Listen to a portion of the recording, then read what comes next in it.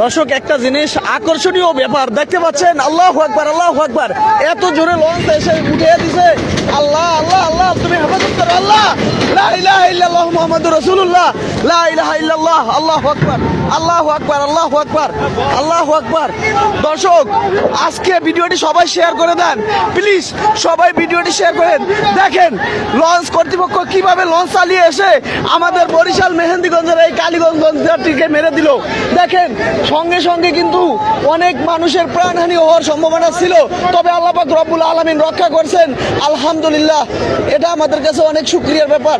দেখেন দর্শক অনেক মানুষ কিন্তু ভয়ে কিন্তু লাফও দিয়েছেন। আল্লাহু আকবার আল্লাহু আকবার, আল্লাহ আল্লাহ আল্লাহু আকবার। আসলে এই দৃশ্যটা আমাদের সকলের হৃদয়কে কম্পন করে দিয়ে গেছে, কম্পিত করে দিয়ে গেছে। দেখতে পাচ্ছেন সবকিছু উলট পালট হয়ে গেছে। আল্লাহু আকবার আল্লাহু আকবার। দেখেন মানুষ উচ্ছ্বাস্ত জনতা এখন খুবই গরম অবস্থায় আছে। আল্লাহ, অনেকেই ব্যথা পেয়েছেন। দেখেন লঞ্চটি কিন্তু এখনো চলমান অবস্থায় আছেন। দর্শক কে কোথা থেকে দেখেন আমাদের ভিডিওগুলো একটু শেয়ার করে দেন। আজকে টার্মিনালের অবস্থা খুবই খারাপ হয়ে গেছে। দর্শক লঞ্চটা দেখতে পাচ্ছি আমরা মুহূর্তের ভিতরে নদীর ভিতর থেকে কিন্তু চলে আসছে হঠাৎ করে। তো একটি লঞ্চ কিন্তু আপনারা দেখতে পাচ্ছেন চলে যায়, তারই পাশ দিয়ে এটা কিন্তু ইলিশা লঞ্চঘাট থেকে আসছে, ফারহান নয়।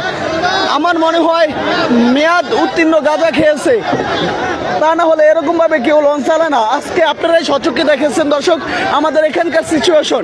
দেখেন আল্লাহু আকবার, আজকে এখানে যারা ছিল সবাই কিন্তু একটা বিশাল আতঙ্ক থেকে বেঁচে ফিরছে। আল্লাহ পাক রব্বুল আলামিন সকলকে যেন হেফাজত করছেন, এটাই আমাদের কাছে অনেক কিছু। আল্লাহর কাছে লাখো কোটি শুকরিয়া জ্ঞাপন করি, শুকরিয়া জানাই। আল্লাহ, মনে হয় কিছু হয়েছে, আল্লাহ দু একজন কিছু হয়েছে মনে হয়। আল্লাহ তুমি হেফাজত করো আল্লাহ আল্লাহ আল্লাহ। মানুষ বললো সমস্যা নেই। আল্লাহ ভাই যে যেখান থেকেই দেখেন ভাই ভিডিওটি সবাই শেয়ার করেন।